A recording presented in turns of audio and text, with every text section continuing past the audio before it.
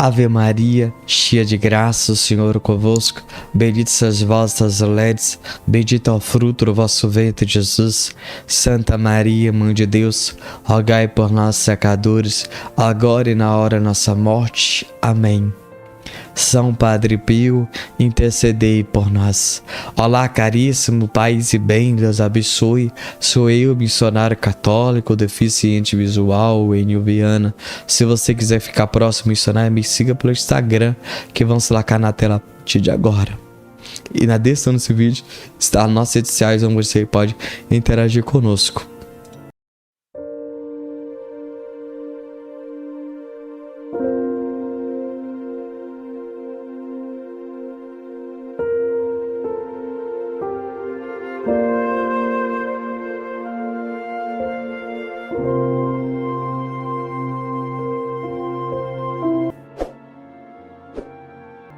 Padre Pio e a sua vida que atraía multidões.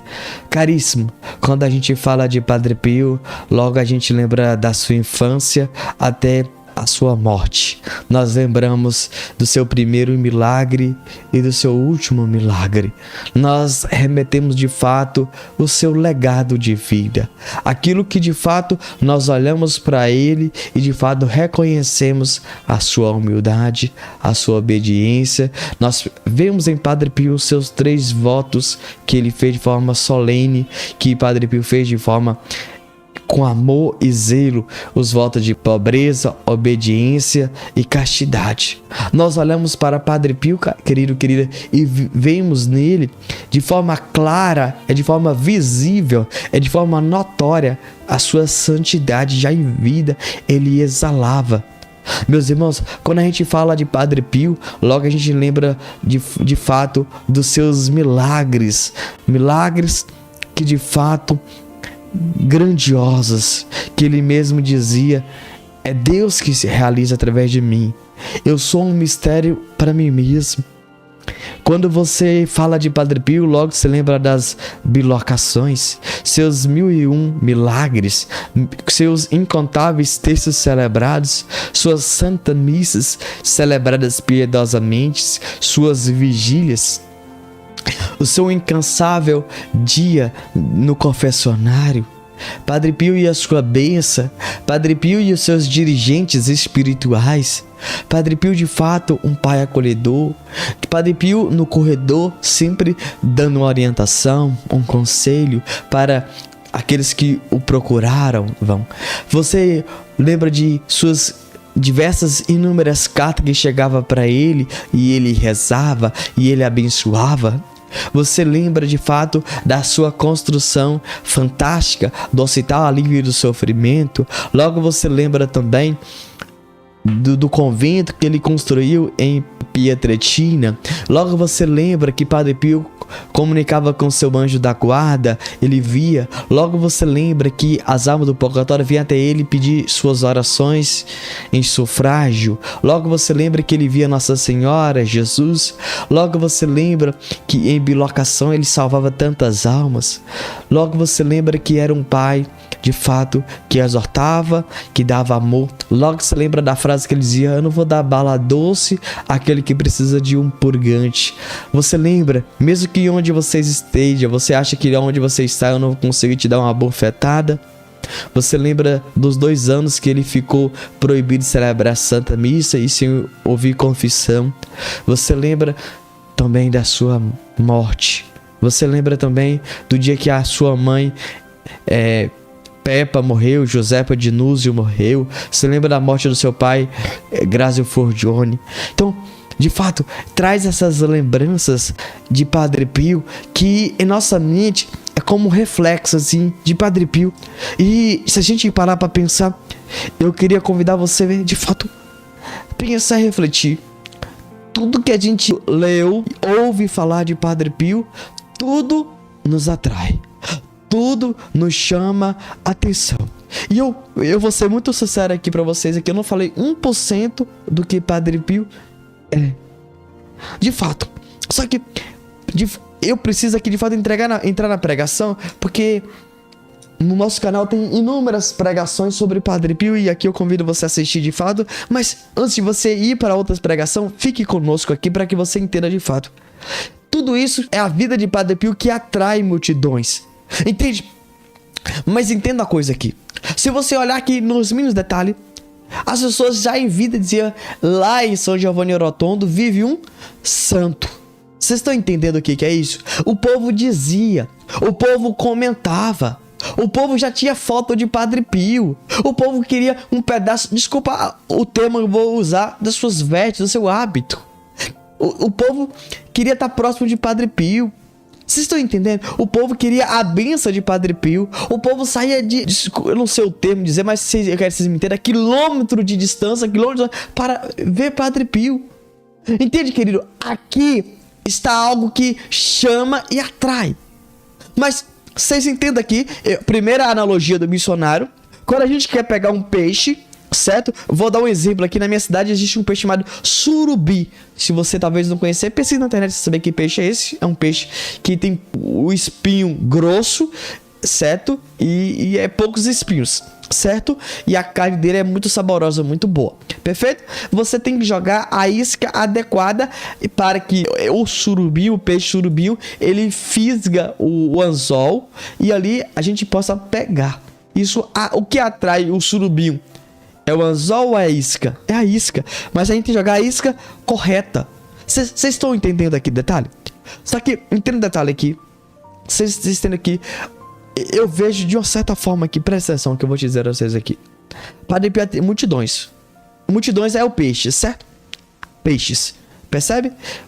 A isca atrai milhões de peixes. Milhões de surubins, certo? Só que, entenda a coisa aqui. Os milagres de Padre Pio atraem multidões. Só que se Padre Pio tivesse uma vida pecaminosa, se Padre Pio fosse desobediente, se Padre Pio não rezasse, você está entendendo? Se ele fosse preguiçoso espiritualmente, estou dizendo se ele não é. Vocês entendem o detalhe aqui que de fato os milagres irão desaparecer e iria cessar?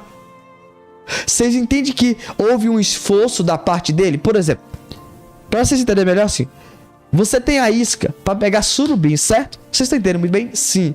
Você tem a isca. Só que precisa de um esforço de jogar o anzol. Jogar a vara com o anzol na água. E ali você tem que ficar quieto. Um esforço de paciência. Quieto. Esperar que o surubim fisgue o anzol que tá a isca e morda, certo? E seja fisgado, certo? Então, exige um esforço do pescador, certo? Aquilo tem que exigir de Padre Pio também um esforço. Porque a mesma coisa, da mesma forma que Deus fez na vida de São Padre Pio, do nosso pai espiritual, nosso diretor, o nosso santo que nós amamos e propagamos, e de fato nós queremos difundir sobre os 4 cantos do mundo. Nós precisamos entender que houve um esforço da parte dele. Porque, querido, de início ele já teve uma grande base, a sua família. Os seus pais, de fato, eram católicos. Só que você percebe que no meio do caminho ele poderia muito bem desviar. Porque quantas das vezes a gente encontra jovens, adolescentes que desvia, certo? E Padre Pio poderia muito bem se desviar, pois Padre Pio ia para a roça, ficava com amigos.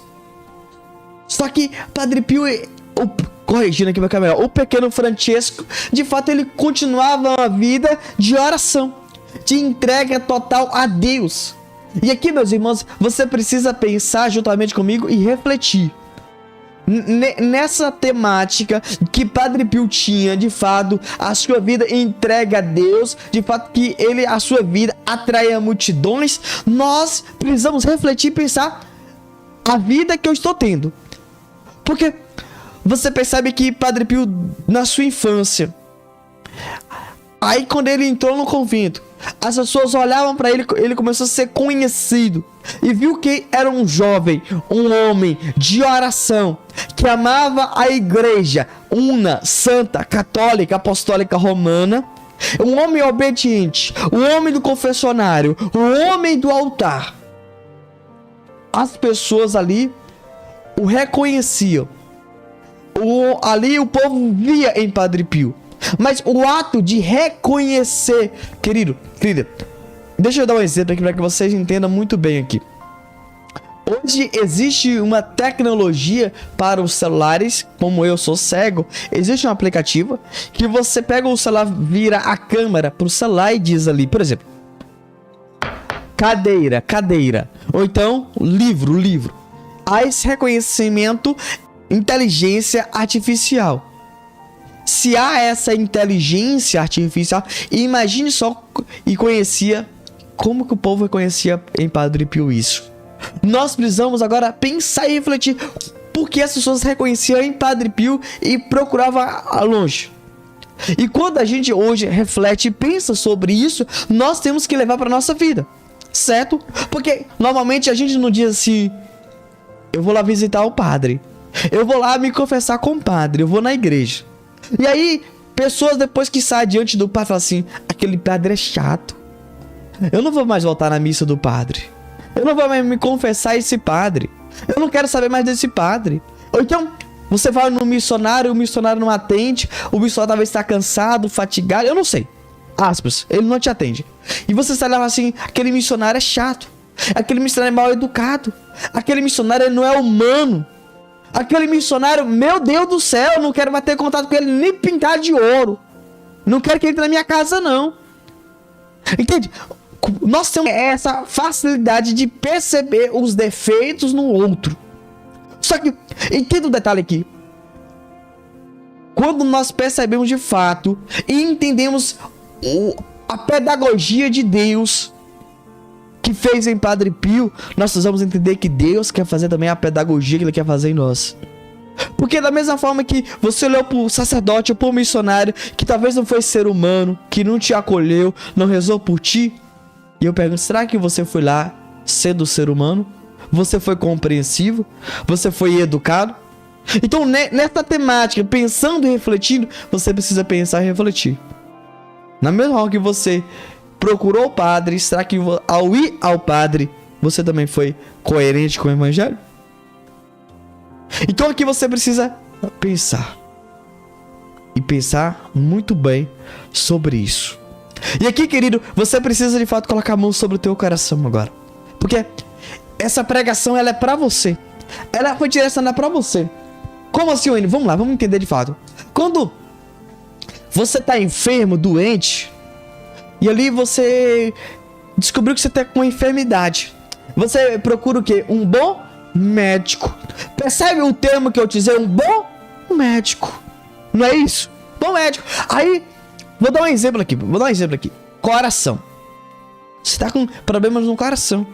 E aí você sabe de um vizinho, um amigo que passou em um bom cardiologista. Ó, lembra que eu falei bom cardiologista?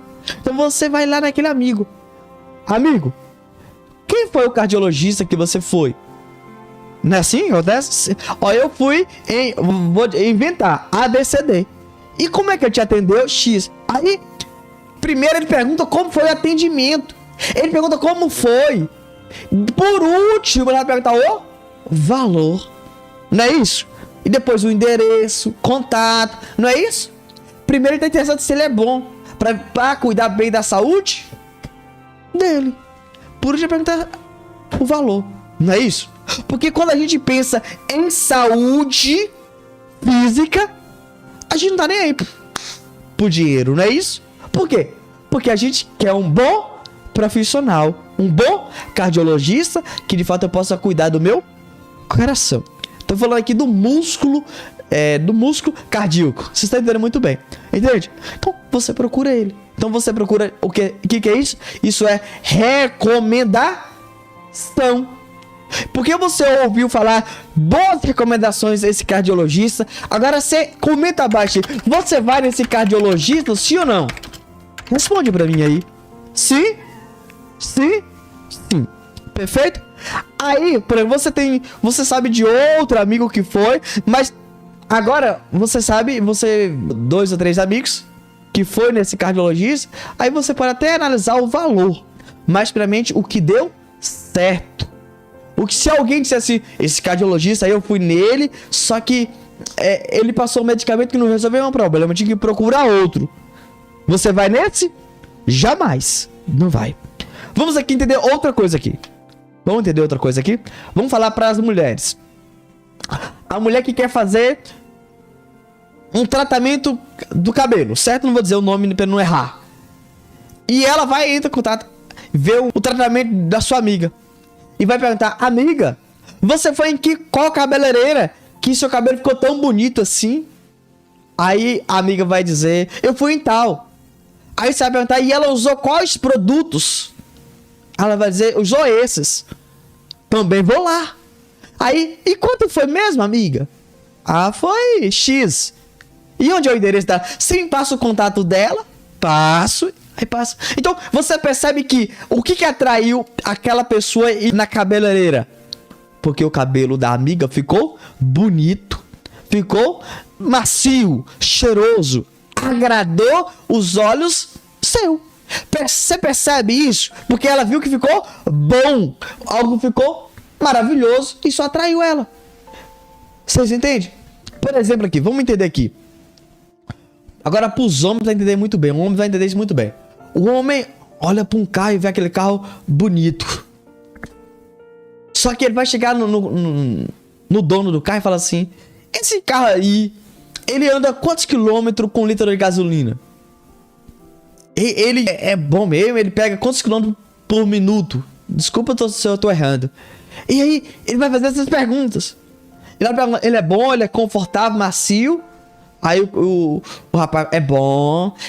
O bagageiro dele pega X. É muito bom, o som dele é muito bom. A visão dele aqui, a marcha dele passa tão bom.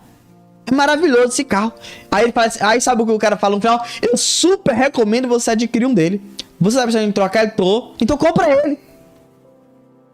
Entende? Por causa dessa recomendação boa, fantástica, você vai querer comprar esse carro. Vocês estão percebendo aqui que a recomendação de fato nos atrai? Vocês estão entendendo? E aqui, querido, você viu e perguntou. Vocês notam aqui? Vocês entendem? Agora, em forma geral, para que nós entendamos aqui uma coisa. Já estou indo para a pregação aqui. Você vai em uma pizzaria, certo? O meu vício. Você vai na pizzaria, você viu e sentiu o cheiro, viu a pizza bonita e o cheiro gostoso. E você vai e saboreou, certo? Te atraiu? Você vai várias vezes nessa pizzaria comer o preço. Você importa pelo preço? Não. Porque você olha a beleza, o cheiro e o paladar, o gosto. Vocês estão entendendo aqui? Entende? Então aqui, querido, ó, nós temos que entender uma coisa. Por que nós não atraímos pessoas para a igreja católica?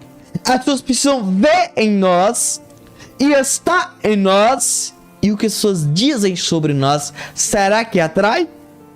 Será que eu sou coerente com o evangelho? Ou simplesmente só me vê na igreja, mas eu não falo coisas da igreja? E será que as recomendações que as pessoas falam a meu respeito é mal educado, ignorante, é prepotente, é mentiroso, é ignorante?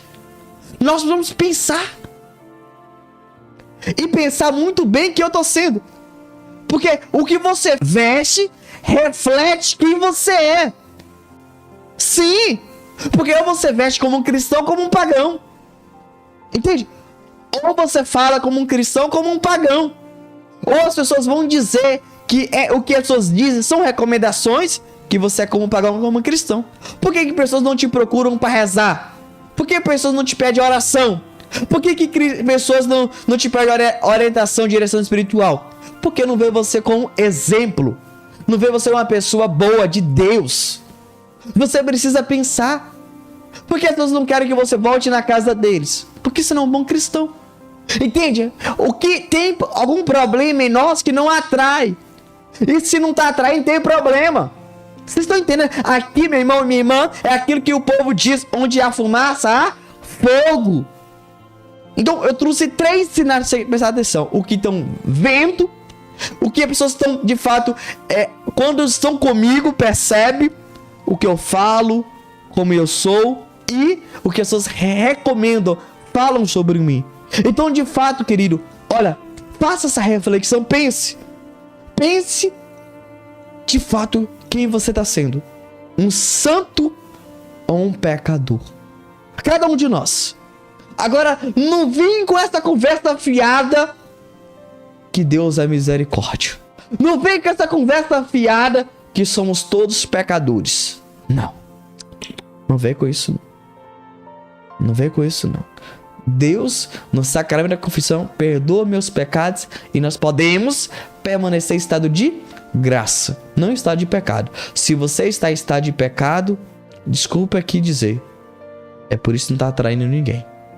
Agora, nós temos que estar em estado de graça. Eu vou repetir o que eu falei aqui agora, se eu disse errado. Se você está em estado de pecado, procure estar se confessa. Por isso você não está atraindo ninguém. Porque você não confessou, está em estado de pecado. Nós podemos permanecer em estado de graça. Quando está em estado de graça, nós atraímos. Pecou, Deus não condena, confessa. Perfeito? Caiu, levanta. Chorar faz parte. Ficar o dia todo chorando, jamais. Jamais. Você tem interesse, jamais. Não pode ficar chorando o dia todo. Chorar faz parte. Mas ficar o dia todo chorando, jamais. Você não é vítima, você não é pior, não. Nós temos um potencial que é o Espírito Santo que está dentro de nós. Amém? Nós vamos ler um relato que nós retiramos do nosso próprio site. Preste atenção nesse relato que vamos ler a partir de agora, por favor. A intensa entrega de Padre Pio a Deus em resgate dos outros. A partir de 1914, o Padre Agostinho confia-lhe a direção espiritual de várias pessoas. Começa aqui um fecundo ministério de pai espiritual. Em 1916, o Padre Pio deixa definitivamente Pietrelcina para residir no convento de San Giovanni Rotondo, mais propício à sua saúde e à solidão. Confiam-lhe a educação dos jovens clérigos. Tem muito trabalho porque a comunidade foi drasticamente reduzida, dado que a maior parte dos religiosos se encontra na frente de combate. O Padre Pio vela cuidadosamente pelos seus rapazes, acolhe os fiéis do convento, escreve cartas de direção espiritual, confessa e celebra a missa. Chega a não ter tempo, escreve, para descansar em paz no coração do Pai do céu. Nunca saciado de um colóquio íntimo com o Senhor, no meio das suas ocupações ministeriais, a sua oração é ininterrupta e vai se intensificando cada vez mais. Nesta oração, renova sem cessar a sua oferenda pelos outros. Na manhã de 20 de setembro de 1918, depois de celebrar a missa, quando estava recolhido no coro dos religiosos sobre a capela mor da igreja, aparece-lhe uma mistério que lhe deixa as mãos, os pés e o lado traspassados e ensanguentados. Os estigmas invisíveis tornam-se imediatamente visíveis. Livro Orar 15 dias com Padre Pio, Jean Dominique Dubois, página 14.